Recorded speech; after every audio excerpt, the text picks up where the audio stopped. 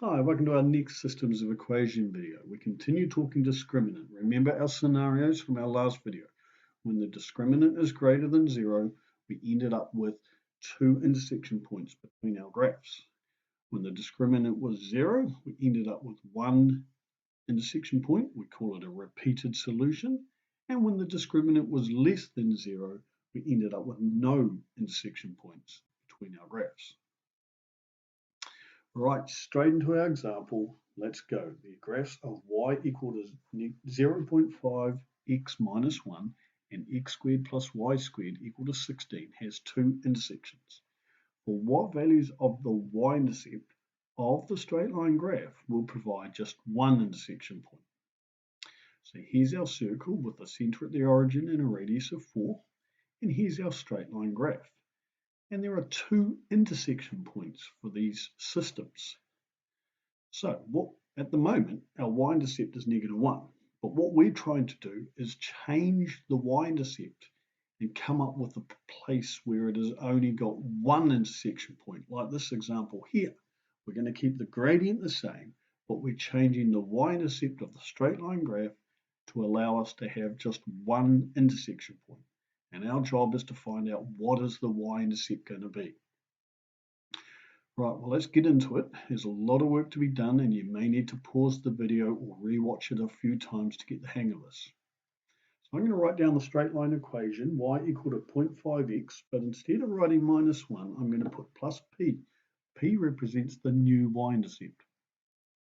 Now I'm going to write down the circle equation, x squared plus y squared equal to 16, but I'm going to substitute in for y in the circle equation 0.5x plus p, because that's equal to y. Right, well, let's expand out the brackets. So here we go. 0.5x times 0.5x is 0.25x squared.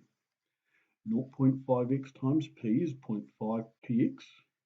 We're going to multiply 0.5x times p again. And then we're going to multiply p times p to get p squared. Right, we're going to simplify this. We have an x squared plus a 0.25x squared. That gives us 1.25x squared. And we have a half px plus half px gives us 1 px. I don't need to write 1 px. I'm just going to write it as px. And we have our plus p squared equal to 16. Right, I'm just going to chuck the 16 on the other side to make it a subtract 16 and put the quadratic equation equal to 0. Now, we want just one intersection point between the two systems. And to do that, looking at the 3 scenarios, the discriminant must be equal to 0. Now, the discriminant is b squared minus 4ac. So let's put b squared minus 4ac equal to 0. Let's carry on our working up here.